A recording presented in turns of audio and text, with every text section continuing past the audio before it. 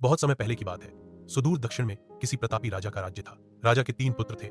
एक दिन राजा के मन में आया कि पुत्रों को कुछ ऐसी शिक्षा दी जाए कि समय आने पर वो राज काज संभाल सके। इसी विचार के साथ राजा ने सभी पुत्रों को दरबार में बुलाया और बोला, पुत्रों, हमारे राज्य में नाशपाती का कोई वृक्ष नहीं है। मैं चाहता हूं तुम सब 4-4 महीने के अंतराल पर इस वृक्ष की तलाश में जाओ और पता लगाओ कि वो कैसा होता है। राजा की आज्ञा पाकर तीनों पुत्र बारी बारी से गए और वापस लौट आए। सभी पुत्रों के लौट आने पर राजा ने पुनः सभी को दरबार में बुलाया और उस पेय के बारे में बताने को कहा। पहला पुत्र बोला, पिताजी वह पेय तो बिल्कुल टेहा मेहा और सूखा हुआ था। नहीं नहीं, वो तो बिल्कुल हरा भरा था, लेकिन शायद उसमें कुछ कमी थी क्योंकि उस पर एक भी फल नहीं लगा था। दूसरे पुत्र ने पहले को बीच में ही रोकते हुए कहा। फिर तीसरा पुत्र बोला, भैया लगता है आप भी कोई गलत पेय देख आए, क्योंकि मैंने सचमुच नाशपाती का पेय देखा।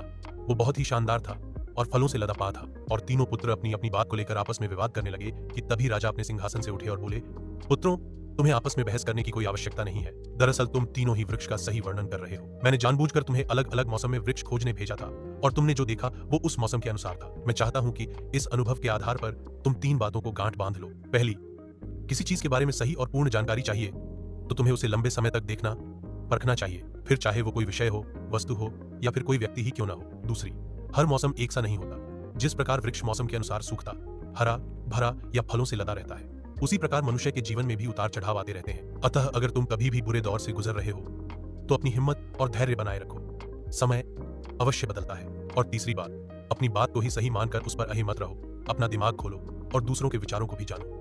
यह संसार ज्ञान से भरा पक्का है। चाहकर भी तुम अकेले सारा ज्ञान अर्जित नहीं कर सकते। इसीलिए भ्रम की स्थिति में किसी ज्ञानी व्यक्ति से सलाह लेने में संकोच मत करो। अगर ऐसी वीडियो और चाहते हैं तो हमारे चैनल को सब्सक्राइब कर ले।